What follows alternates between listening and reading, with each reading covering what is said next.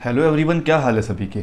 आज की इस वीडियो में आप सीखेंगे कि अगर अपने पास टू वेरिएबल की दो लीनियर इक्वेशंस दी है तो उन दोनों लीनियर इक्वेशंस को आप सब्स्टिट्यूशन मेथड की मदद से कैसे सोल्व करेंगे। सब्स्टिट्यूशन मेथड को यूज़ करना बिल्कुल आसान है। इसमें सबसे पहले आपको दो लीनियर इक्वेशन दी होगी दो वेरिएबल की। आपको इस सब्स्टिट्यूशन मेथड से सॉल्व करने के लिए सबसे पहले किसी एक वेरिएबल की वैल्यू निकालनी है दूसरे वेरिएबल की फॉर्म में, और जो वैल्यू उन्होंने निकाली है उस वैल्यू को आप दूसरी इक्वेशन में रख देंगे। इससे क्या होगा, इससे अपने पास एक्स और वाई की वैल्यू आ जाएगी। अब शायद मेरे बोलने से तुमको समझ ना आया हो तो इसीलिए एग्जाम्पल देखते हैं। जैसे अपने को एनसीईआरटी में एक एग्जांपल गिवन है x plus Y equal to 14, x minus Y equal to में 4। जैसे पहला एग्जांपल है x plus Y equal to में 14 और दूसरा है लीनियर इक्वेशन है x minus Y equal to में 4। अपने को क्या गिवन है, अपने को ये दो लीनियर इक्वेशन दे रखी है। सबसे पहले आप इन दोनों में से किसी भी लीनियर इक्वेशन को उठाएंगे और उसमें से किसी भी वेरिएबल की वैल्यू निकाल लेंगे। जैसे मान लो मैं पहली लीनियर इक्वेशन उठाता हूँ, ये पहली में होगी, मान लो ये क्या होगी मेरी दूसरी। इसको आसान है बिल्कुल ये मेथड। सबसे पहले जैसे मैं क्या करता हूँ, पहली इक्वेशन है इसमें से x की वैल्यू निकालता हूँ। तो पहली इक्वेशन में x की वैल्यू कैसे आएगी कि x को तो मैंने इधर ही रखा और बाकी जो चीज़ थी उसको मैं उस साइड ले गया, तो बच गया क्या y को मैं उस साइड दे गया। तो यहाँ से मेरे पास x की क्या वैल्यू आएगी, यहाँ से मेरे पास x की वैल्यू आ जाएगी 14 माइनस की y। ये मान लीजिए ये इक्वेशन है मेरी थर्ड। ये सबसे आसान है। इसमें अपने को क्या करना है, अपने पास दो लीनियर इक्वेशन दी है, उसमें से मैंने क्या किया, जो पहली लीनियर इक्वेशन है इसको उठा लिया और इसमें से जो x वेरिएबल था उसकी मैंने वैल्यू निकाल ली। वैल्यू कैसी आई, y था, y को मैं उस साइड ले गया। x बराबर क्या आ गया मेरा 14 माइनस का y। अब x की जो वैल्यू है इसको मैं इक्वेशन 2 में रख दूंगा। मैं लिख दूंगा put value of x equal to में 14 माइनस वाई इन इक्वेशन 2। अब जो x की वैल्यू है वो मैं दूसरी इक्वेशन में रख दूंगा। यहाँ पे x है तो x की जगह यहाँ पे क्या रख दूंगा 14 माइनस का y। तो मेरे को मिलेगा 14 माइनस वाई, ये माइनस वाई पहले से है तो माइनस वाई का माइनस वाई इक्वल टू में 4। यहाँ से क्या मिलेगा 14 माइनस वाई और माइनस वाई कितना हो जाएगा माइनस का 2y बराबर में कितना है मेरे पास 4। प्लस का 14 इधर है, उस साइड जाकर क्या होगा माइनस का 14। तो यहाँ से मेरे को मिलेगा माइनस का 2y इक्वल टू में माइनस का 14 प्लस का 4।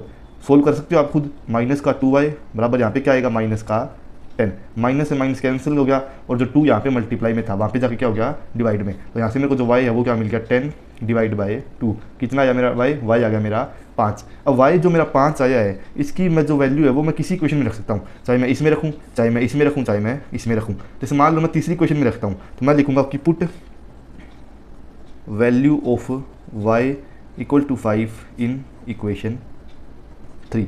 आप जो y की वैल्यू आई है वो आप पहली दूसरी तीसरी किसी भी क्वेश्चन में रख सकते हो। इससे अपने जो x की वैल्यू आएगी वो हमेशा सेम ही आएगी। तो मैंने क्या किया, मैंने जो y की वैल्यू है वो मैं तीसरी क्वेश्चन में रखता हूँ। तो y की वैल्यू तीसरी क्वेश्चन में रखूँगा तो इससे मेरे को क्या मिलेगा x मिलेगा। जैसे x बराबर 14 का 14 माइनस y की जगह मैंने क्या लिखा 5। तो x आ गया कितना मेरा 14 में से 5 गया तो 9। तो यहाँ से मेरे को x की वैल्यू मिल गई 9 और जो y था मेरा वो कितना आ गया मेरा 5।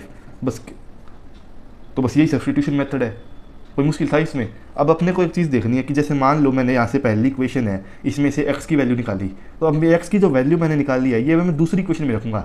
ऐसे नहीं कि पहली इक्वेशन में से मैंने x की वैल्यू निकाली और इसी x की वैल्यू को फिर से पहली इक्वेशन में रख दिया। अगर मैं फिर से पहली इक्वेशन में रखूँगा ये तो फिर सेटिस्फाई करेगी। इसीलिए अपन ने जो x की वैल्यू निकाली है उस x की वैल्यू को अपन दूसरी इक्वेशन में रखेंगे। अगर मान लो मैं पहली इक्वेशन में से y की वैल्यू निकालता तो वो जो y की वैल्यू थी वो भी मैं दूसरी इक्वेशन में रखता।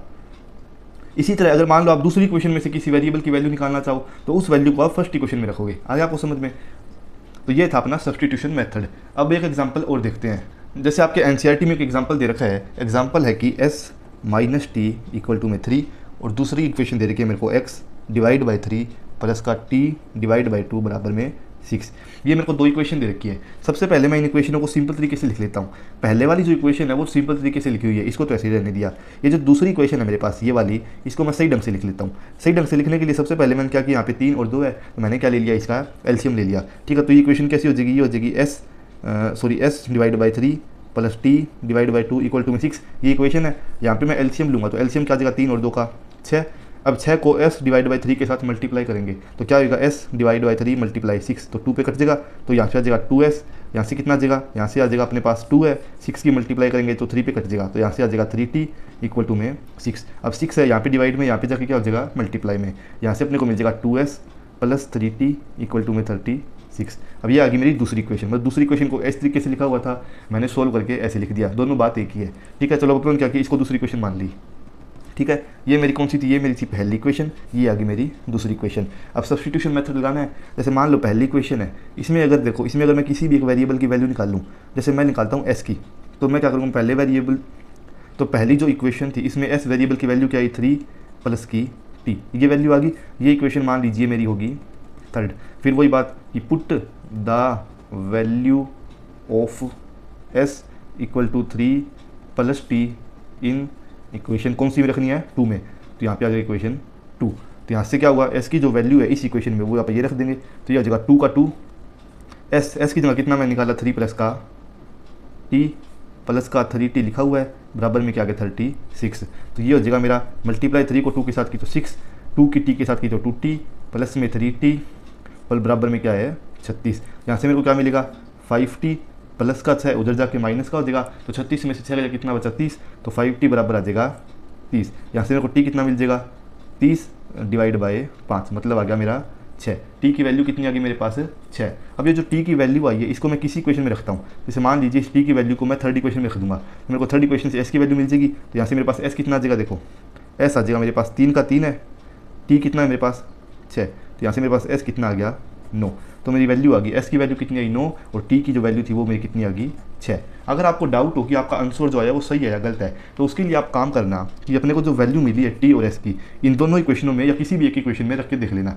दोनों इक्वेशनों में रख के देखोगे तो आप मतलब वेरीफाई हो जाओगे एकदम सही है आपका आंसर। क्योंकि अगर दोनों इक्वेशनों को ये दोनों वैल्यू सेटिस्फाई करेगी तो इसका मतलब ये है कि आपका आंसर क्या है, सही है। जैसे मान लो ये फर्स्ट इक्वेशन है, इसमें मैं अगर s और t की वैल्यू रखता हूँ तो s कितना था मेरा 9, तो 9 माइनस t कितना आया मेरा 6, बराबर कितना है 3। तो 9 में से आगे कितना बचा 3, 3 बराबर किसके है 3 की, मतलब अपनी वैल्यू क्या है सही है। अगर इसी वैल्यू को मैं दूसरी क्वेश्चन में रखूँ इसमें 2s प्लस 3t में, तो देखो 2 का 2, s कितना है मेरा 9 प्लस का प्लस 3 का 3, t कितना है मेरा t है मेरा 6। अब ये जो जोड़ है अगर ये 36 के बराबर आ जाएगा तो इसका मतलब क्या कि मेरा आंसर क्या है सही है। ये 36 के बराबर आ रहा है क्या, देखो 9 2 ज़ा 18, 6 3 ज़ा 18, 18 और 18 कितना हो गया 36। मतलब ये जो वैल्यू है अपनी s और t की, ये दोनों इक्वेशनों को क्या कर रही है सेटिस्फाई कर रही है। अगर दोनों इक्वेशनों को सेटिस्फाई कर रही है तो इसका मतलब अपना जो आंसर है वो क्या है सही है। अब जैसे एनसीईआरटी में एक एग्जांपल अपने को ये दे रखा है, अब ये एग्जांपल भी होने जैसा ही है, लेकिन इसमें आपको डाउट क्या होगा कि इसमें पॉइंट वगैरह है तो इसको सोल्व कैसे करेंगे। तो पॉइंट हटाने के लिए एक सिंपल सा तरीका है कि जो दोनों इक्वेशन है उसको आप क्या करेंगे 10 से मल्टीप्लाई कर देंगे। 10 से मल्टीप्लाई करने पे क्या होगा कि 0.2 है, जैसे इसको आप 10 से मल्टीप्लाई करेंगे तो 0.2 मल्टीप्लाई 10 कितना हो जाएगा 2 हो जाएगा। वैसे 0.3 मल्टीप्लाई 10 कितना हो जाएगा 3 हो जाएगा। तो मतलब क्या है कि अगर आप दोनों इक्वेशनों को 10 से मल्टीप्लाई कर दें तो इन इक्वेशनों के ऊपर कोई फर्क नहीं पड़ देगा, लेकिन अपनी जो इक्वेशन है वो दिखने में कैसी हो जाएगी आसान हो जाएगी। तो जैसे मान लो ये इक्वेशन है मेरी फर्स्ट, ये इक्वेशन कैसी है मेरी सेकंड, तो मैं क्या लिखूंगा कि multiply equation first and second by 10। अब 10 से अगर मैं मल्टीप्लाई करूंगा तो दोनों इक्वेशन मेरी कैसे दिखेगी, ये देखो 0.2 की मल्टीप्लाई 10 के साथ तो वो होता अपना 2x, 0.3 की मल्टीप्लाई 10 के साथ तो वो हो जाएगी अपना 3y, और 1.3 की मल्टीप्लाई आप करेंगे 10 के साथ तो वो हो जाएगा अपना 13। दूसरी इक्वेशन में हो जाएगी 4x प्लस 5y बराबर में 23। अब इसमें से आप पहली या दूसरी इक्वेशन में किसी एक वेरिएबल की वैल्यू निकालो और उसको दूसरी इक्वेशन में सब्स्टिट्यूट कर दो, सिंपल है। ठीक है, ये आप कर लोगे खुद।